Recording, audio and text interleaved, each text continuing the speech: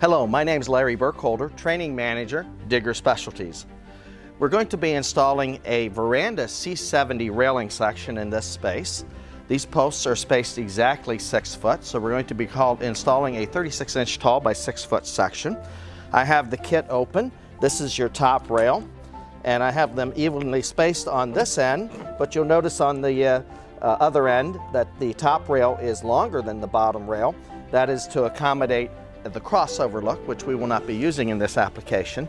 So I'll be trimming this to the same length as the bottom rail. This is your hardware kit. You have options to source the glass locally if you prefer. However, we do have it in stock for 36-inch tall, 4, 5, and 6 foot sections, 36 and 42 inches tall. You can source the glass locally if you prefer. Stair glass is always special ordered, and we have a special document here where we need 3 dimensions to special order the stair glass system for you, or you can source it locally. And of course, if you need special size sections for a glass rail, for the glass panel, we have a special document for that as well. Again, you can source that locally if you prefer. But for this installation, it's going to be a standard 6 foot section. Please feel free to review our post and bracket installation video and our template video. I used a template to install this bracketry, and of course it's attaching with 2 screws. Now we're ready to do the flathead side entry screw.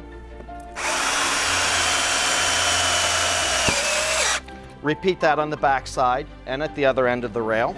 You're going to repeat that process on the bottom rail. Repeat on the back side. Repeat at the other end of the rail. We're ready to put our covers in place. This is male-female tension fit. Rounded one for the top rail, flat one for the bottom rail. We're ready to put our flat cap in place. And the last thing we're ready to do is put our 2-part snap together flare in place.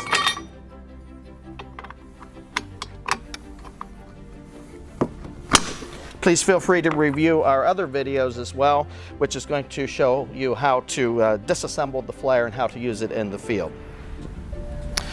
We have partially unpackaged the glass panel for our 6 foot section, and we take the time to put our glass inside a wood crate, and then these have, it's encapsulated in cardboard, as you can see. We have cut the tape on the cardboard, but prior to cutting the tape on the cardboard, you can see there's grab handles here if you want to move it closer to the position of installation. But what I'm going to demonstrate here, it's best to handle your glass with suction cups. These are readily available from online retailers. These were in the $20 range. You can get these anywhere from $15 to $150 range. And I'm going to put these in a position and tighten them down. And we're now ready to handle the glass. We're now ready to prepare for the installation of the glass panel. I prepared a mixture of standard household dishwash soap and water, and I'm going to lubricate my EPDM rubber gasket at the top and the bottom rail, and I'm also going to lubricate the sides of my glass panel in preparation for installation. We have lubricated the top and the bottom of the glass panel, and we've lubricated the EPDM rubber gasket at the top and the bottom. And what we're going to do is we're going to slide this up into the top rail and drop it down into the bottom rail. Obviously there's excess space in the top rail, so we can slide it and get it in place into the EPDM rubber gasket on the bottom rail.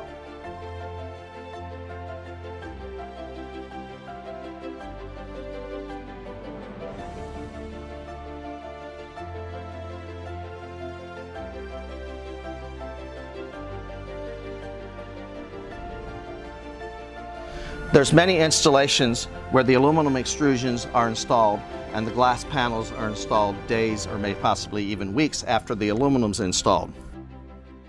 That's the application we demonstrated here. It would be also perfectly acceptable to build this system, installing the glass onto the bottom rail, putting the top rail over the glass, and attaching it to the hardware. So it can be done either way. So in this case, we're ready to remove the suction cups.